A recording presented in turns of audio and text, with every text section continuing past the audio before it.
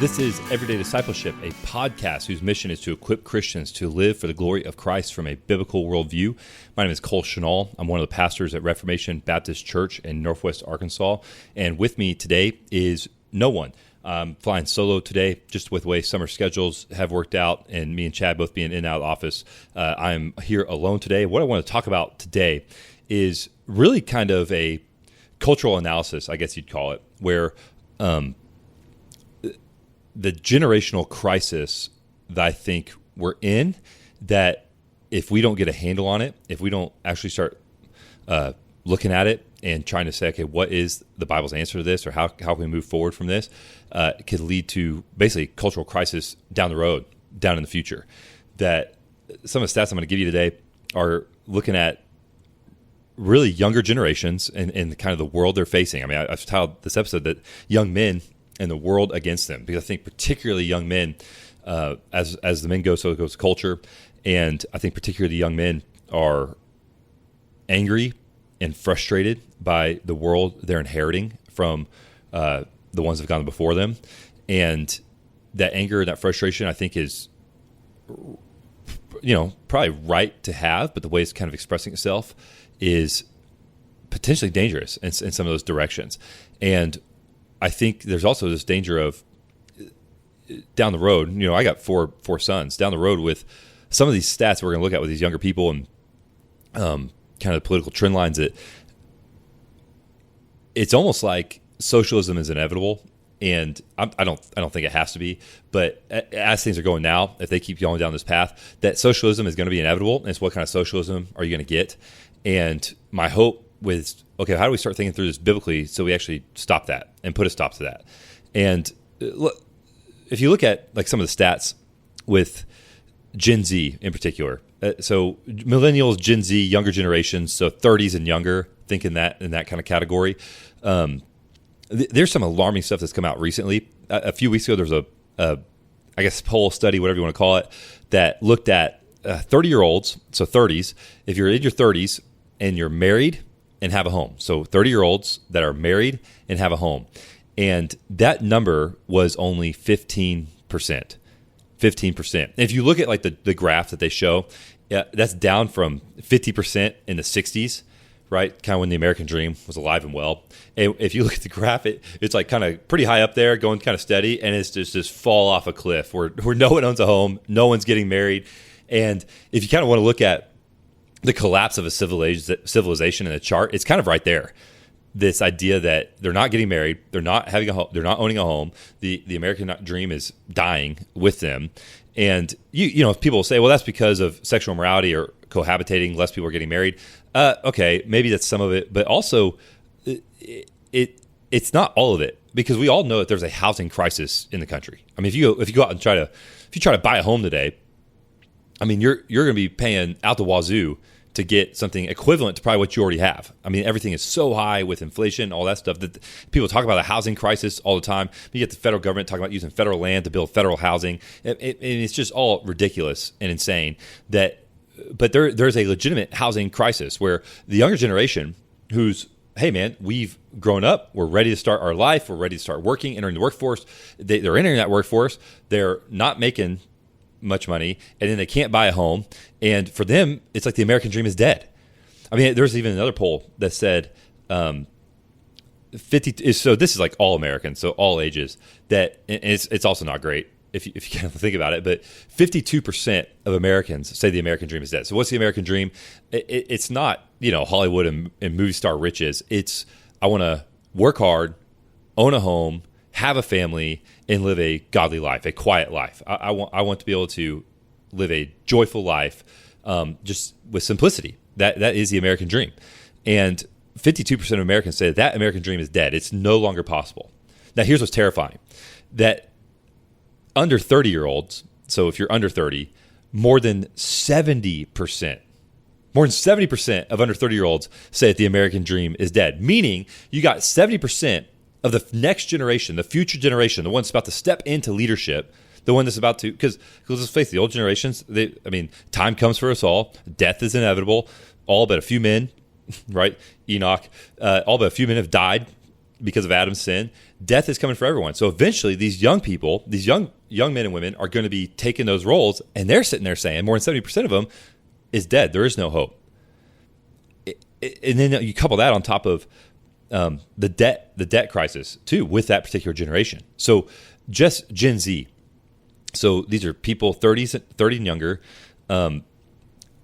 68% of Gen Z has at least some debt. Now, here's what's crazy. The average debt, and you're talking about student loan debt mostly, the average debt is $94,101. $94,101. So these people, they haven't even really hit 30 yet, are already almost 100K in the hole. For millennials, it's 59,000-ish. For Gen X, it's 53,000-ish. And so you're talking about almost, I mean, not quite, but almost a 100% jump, double what the generations before them have. And that's why you hear, by the way, I mean, it's probably a good time to talk about it. That's why you hear, by the way, all these calls for basically student loan forgiveness. They are under a rock. I don't know how you would get out of it. I mean, listen, this might be a little bit unpopular on our side a little bit, but I do think it needs to be said that we need to have a biblical understanding of debt, because I think the simple answer that people always go to is, well, you got to pay what you owe. You took the loan, you got to pay it back. And I agree, you should have to pay it back. Like I don't think the government should be taking my tax dollars. I don't think they should be taking as much tax dollars as they do anyway. But I don't think they should be taking my tax dollars and using my tax dollars to pay for other people's student loan debt on some degree about women's studies in the medieval history. Like, it's degrees that are absolutely worthless.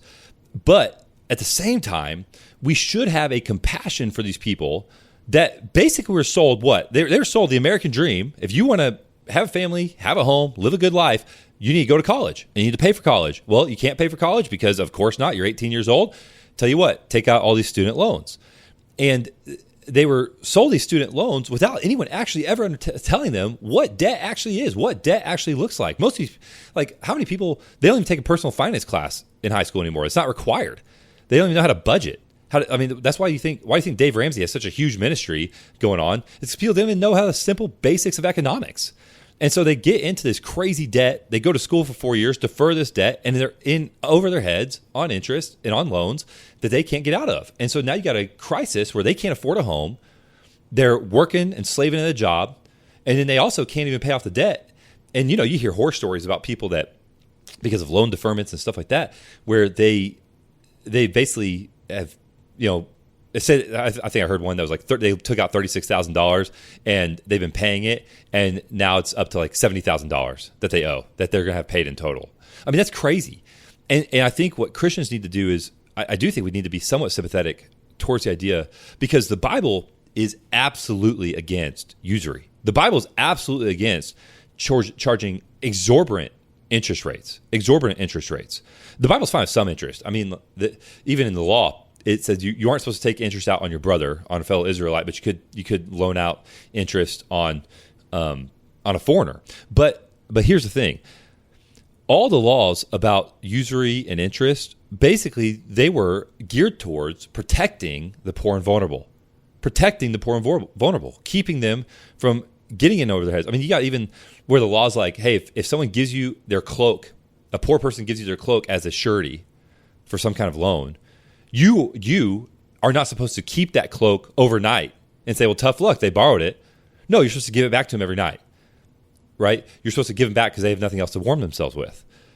And the response of, well, they signed up for it, it's on them. Well, Ezekiel 18 likens high exorbitant interest rates to robbery and oppression, which it's hard to look at kind of like what's going on in the world today with student loans. And hey, you're going to get a degree, you're going to be able to pay it off, don't worry about it. And now all this interest is accrued, and they're paying so much extra money on top of what they borrowed. I think it's okay to say that's probably oppression. That's probably unjust in some way. That's an unjust lending. Now, it's true. The borrower is a slave to the lender, and you should have to pay it back. But, I think as Christians, we need to have really, like I said, a biblical view of interest and a Christian understanding and sympathy for these people, and saying I don't want student loan forgiveness in the sense of taking my tax dollars to do it. And I don't have all the answers. I don't know what it'll do. But here's what I know. All these banks are getting rich off all these people making student loans. And to me, if you're going to have federal student loans in the first place, which that's a whole another thing, if you're going to have federal student loans in the first place, if you're the federal government offering those student loans, to what I would say would be there needs to be some kind of insanely low interest rate, like you're talking like 0.51%, if at all, or a cap on the interest you're going to pay. It's like maybe a service fee. So like you borrow whatever you're going to borrow, and if you borrow this much money, you're going to pay max an additional $5,000, additional $10,000, and then that's it. No more of this, hey, we're going to just keep letting the interest go up and up and up while you're paying the minimum payment, and you end up paying $60,000 for borrowing $35,000. That I don't know what it would look like. I mean, to me, the government doing it is, if you want to get real nefarious about it, the government doing that is really just ingratiating these people, ingratiating us and our culture into slavery before we even get out of the house, basically. That the government, I mean, who was it? It was I think it was some guy running in Iowa. He for some government office, and he put out a freedom quiz. And one of the questions was, how much do you think your government taxes you if you take all the taxes, like the property taxes, sales taxes, just your income taxes, all that stuff? And it's like options like 13%, whatever. And the answer was 59%. That the government is literally taking almost 60% of our dollars, right? That we're already kind of slaves. That the income tax was never supposed to be this much. It was never going to be expanded, right? It was going to be repealed after the war. It never happened. Surprise. You give the government more power. I mean, that's why it's Leviathan. It just keeps growing and growing. It becomes this giant monster when they're not accountable to the Lord. And the idea, though, would be that the government, if they're going to have student loans, they should be looking at that and saying, well, these people can be productive for us down the road. They're going to work in the economy. They're going to spend money. So they would have a vested interest, I think, in giving out, if they're going to help out with student loans, not abusing people and robbing people and oppressing people with crushing debt before they ever get started. That keeps them from what? Having families, having more kids, being able to have a home. I mean, it all is connected. And, but the idea basically being that I think for many Americans, especially younger Americans, the American dream is dead. And the problem I'm starting to see is it's a problem and it's good. It is a good thing. But that young men particularly are keenly aware of this. So young men, Gen Z, if you look at young Gen Z women, more and more of them are leaning progressive. In fact, Gen Z, the gender gap, progressive to conservative, between young men and young women is the largest gap there is in any generation demographic. The largest gap. That young men are leaning more and more conservative, young women are leaning more and more liberal. Now, that's a whole nother crisis right there, because what's going to happen when these dudes want to get married and when they want to start having kids and all this out there is blue hair, nose ring ladies that don't need no man and don't want to submit to no husband. I mean, there's huge like kind of cultural crises that we're facing, but young men are angry. And I don't think, and I am a young man, and I've even had to check my own heart about how frustrated I get and how, like the Bible says, be angry and do not sin. That young men, I think, are angry, and I think they have a lot of reason to be angry and a lot of reason to be frustrated.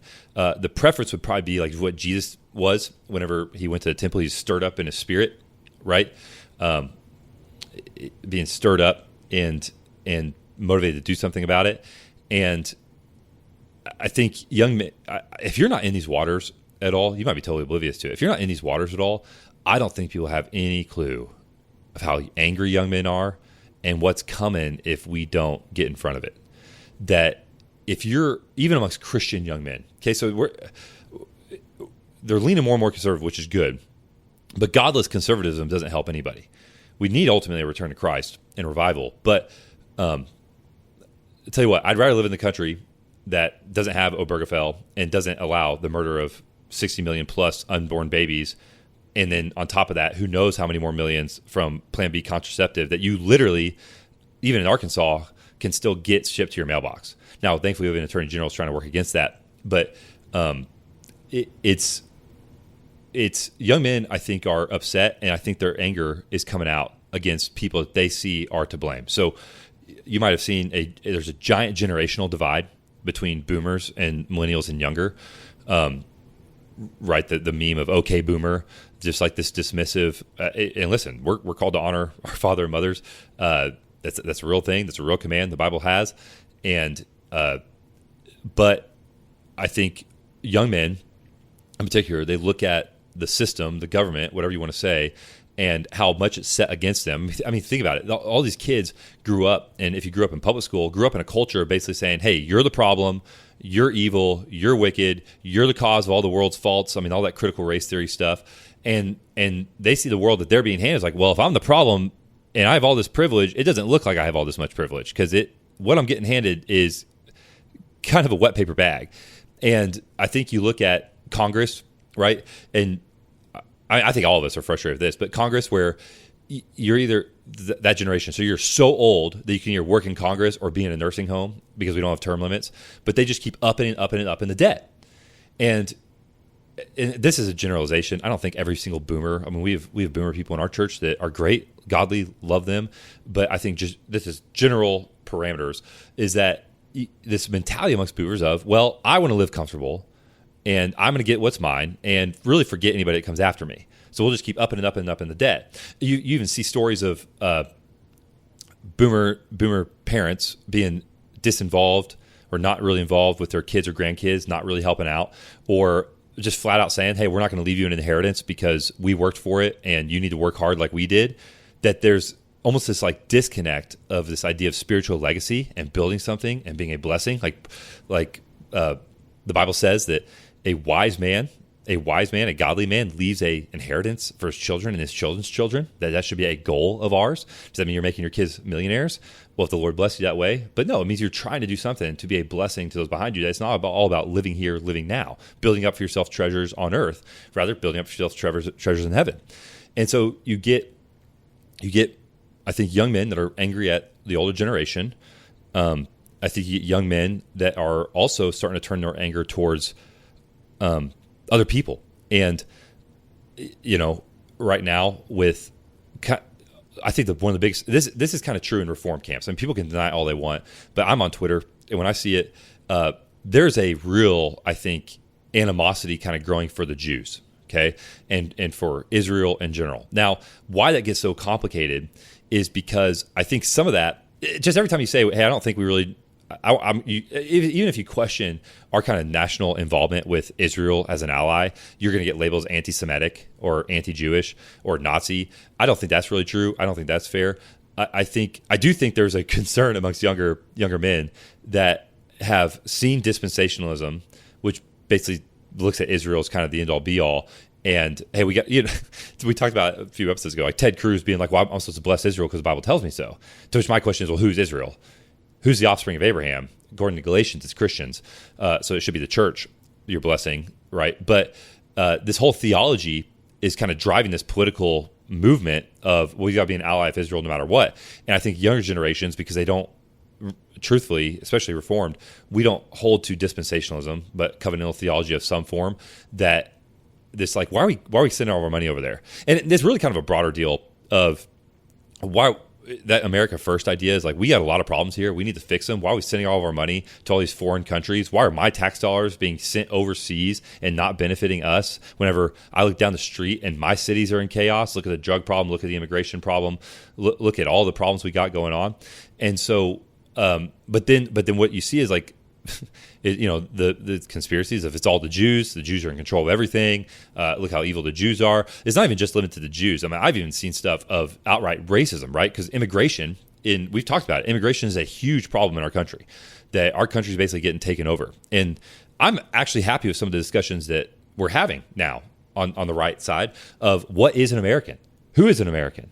Because just signing a piece of paper and believing in some idea of religious freedom and freedom of speech does not make you an American.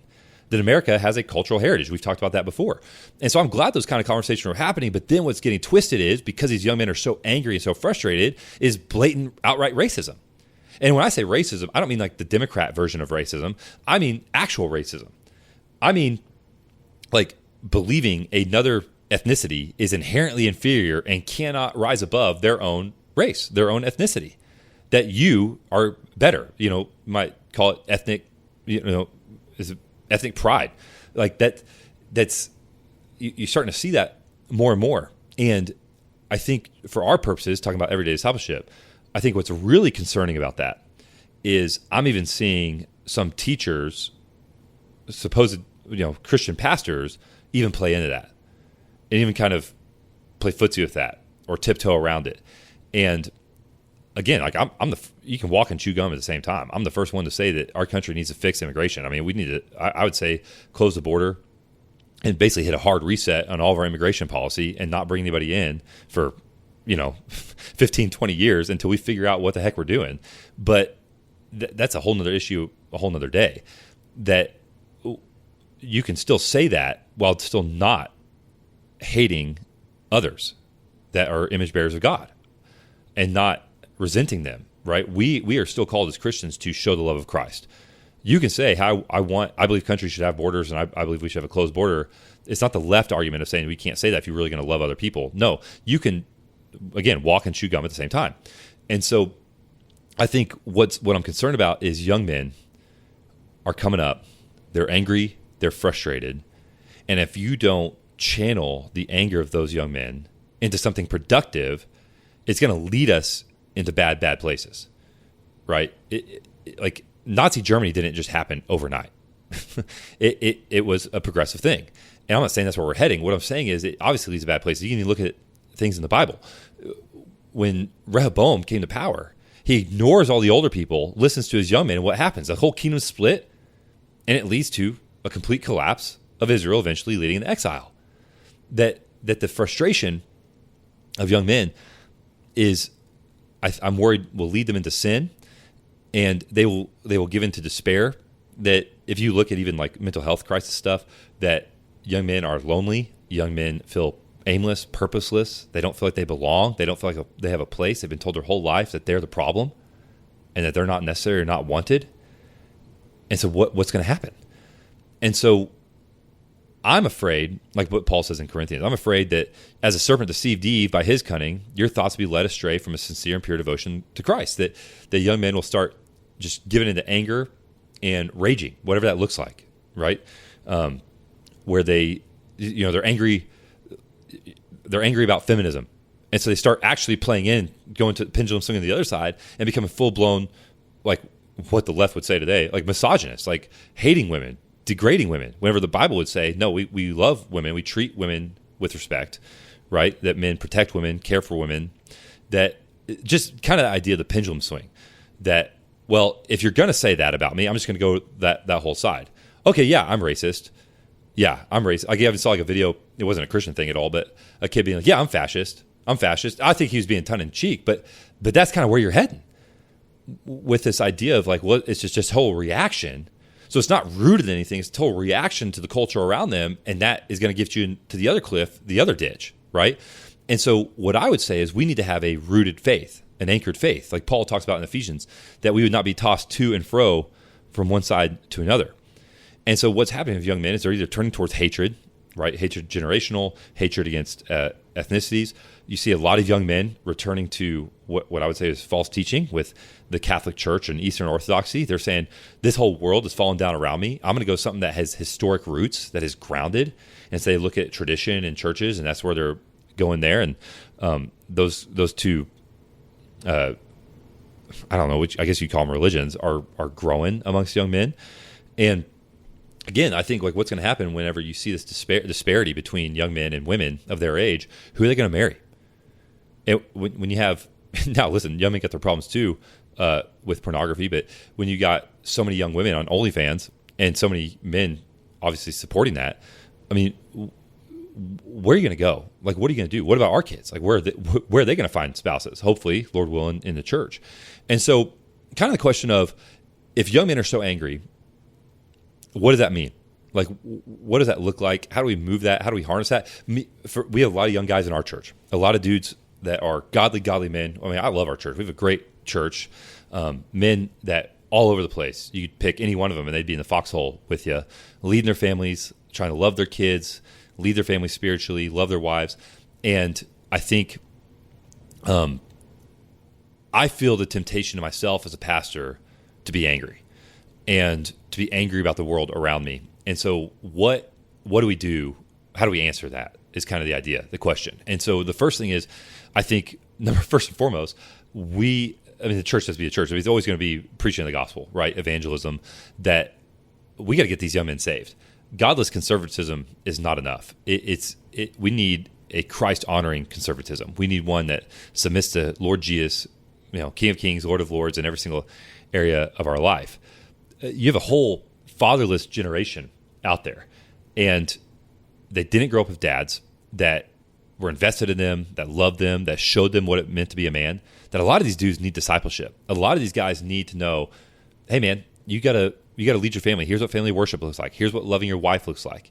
Here's what being angry and do not sin looks like. Here's what not giving into the passions of your flesh looks like. I think with the younger generation, just in general, we need to really hammer biblical gender roles, right? Husband and wives. Husbands, love your wives as Christ loved the church and gave himself up for it. That a husband's life, I say this all the time, a husband's life is one of continual sacrifice, continual dying. It's a daily laying down your life for the good of those God has entrusted to you. And wives, submit to your husband and respect them, obey them, honor them, right? We have to teach that, because that's so countercultural today to what's going on in the world around us. I think the other thing we need to do is to really fight against anger in our own heart and our own soul, to really fight against any kind of resentment towards older generations. And I think older generations need to fight against resentment, because they look at us. I think where the divide comes is that they don't acknowledge the fact that we live in a different cultural world.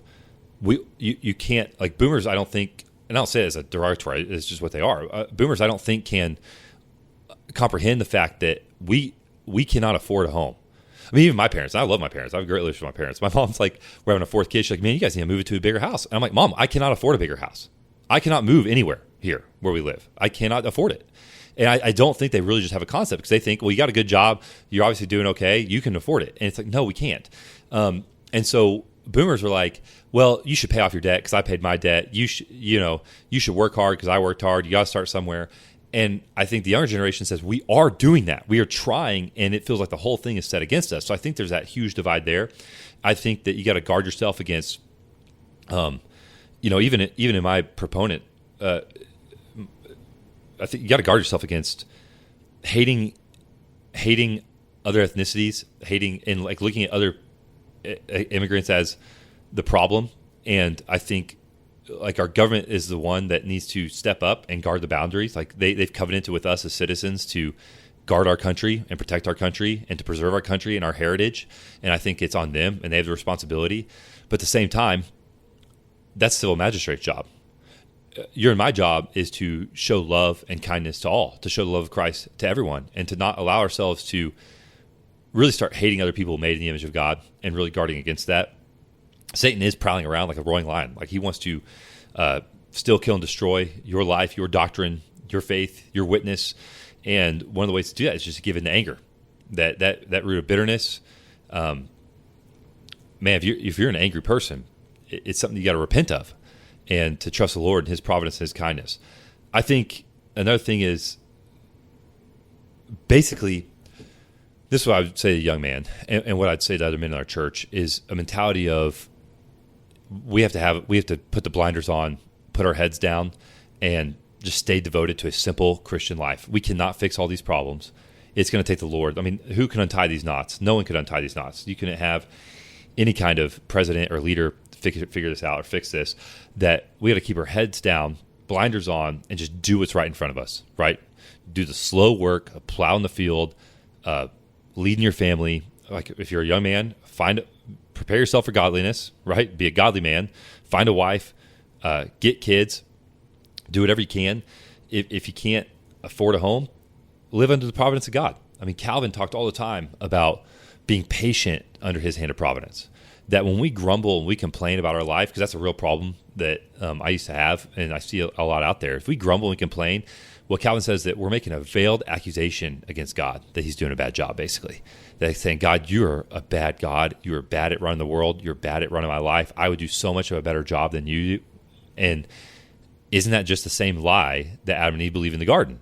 You can be like God, knowing good and evil. You can do a better job of leading your life, ruling your life, figuring out what you want to do, what's good, what's evil, what's right, what's wrong, what's blessing, what's death for you, instead of listening to the Lord. And so we don't want to get tossed. And I think to have that hope and that long view of the kingdom of God is like leaven, that we trust the Lord, we pray. I think we don't pray enough as Christians for the world around us. I mean, you think about Nehemiah, when they had this cultural crisis, they had no walls and enemies around every side. And what does Nehemiah do? He prays.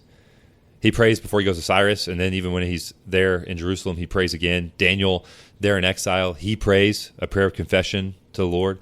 I think we got to pray for the Lord to send revival, to raise up faithful churches, raise up faithful pastors, raise up godly men and a godly generation, and to trust that the kingdom of God is really like leaven. The kingdom of heaven is like leaven. It doesn't happen all at once. It doesn't happen overnight, but it slowly permeates the whole loaf, right? And I think the last thing is us as men being really intentional to raise the next generation to be sons of Issachar. So sons of Issachar from Chronicles, I'm reading that in my daily devotion right now. They are men who knew the time. Men who knew the time. They knew what time it was. And I think we got to raise our young men and young women, our children. Like, I have 4 sons. I want them to know the times, to know what God expects of them, to not be tossed to and fro by anger and frustration by the world they're going to inherit, but to put their heads down, plow ahead, do what God's given them to do in faith, that the kingdom of God will grow to be a mountain that fills the whole earth. And that's what Daniel 2 says. And so discipling our young men, discipling our children, raise them in the fear and admonition of the Lord. I mean, you only get so many years with your kids in your home before they're out there in the world. I think it's going to look like shifting some of our perspective. What does it look like to help our kids and to guard them against getting in usury debt, right? To teach them, hey, that's not a good path for you. I want more for you than that. Keep them from those things. Looking at, hey, maybe the American dream isn't go to college, get a degree. It can be. Maybe it's learn a trade. I mean, if you're going to start your own business, you can't do better than finding a trade and starting your own business. You're free. You're working for yourself, right? There's a lot of good in that. And I think going back to some of those ideas, but basically raising our children, our sons, to be sons of Issachar who know the times, and really committing our whole families and our whole lives to a local body of believers, that this is going to be a community project, right? It's a city on a hill that shines a light. And being part of a church, going to worship, praying that our kids get saved, discipling them that they get saved, and then casting them out into the world, right, as arrows. That's what the psalmist says they are. So I do think that the young men have a world against them. And I think young women, too, that are godly have a world against them. But that's no different than what the church has endured for its history, that the seed of the serpent will always be against the seed of the woman, that we're always going to be in this warfare, always going to be in this fight. And I think the answer is to not grow discouraged, not give in despair, not give in anger, but to honor the Lord, serve the Lord in everything he's given us to do, to put the blinders on, put our heads down, and plow ahead. So I hope this has been beneficial and encouraging to you. Like I said, the thing I really wanted for us to kind of see was really to guard ourselves, and especially the men in my church, like to guard ourselves from some of the tendencies that's going on in the world around us and just being frustrated with the world, and say, well, okay, how can we actually use that anger, use that frustration to get to work? Because that would be the message or the theme of this, I think, episode would be get to work. Whatever God's giving you to do, whatever God's put in front of you, get to work and do it. Make it happen. I hope this has been a blessing to you. It's been interesting, at least for me. And until next time, this is Everyday Discipleship.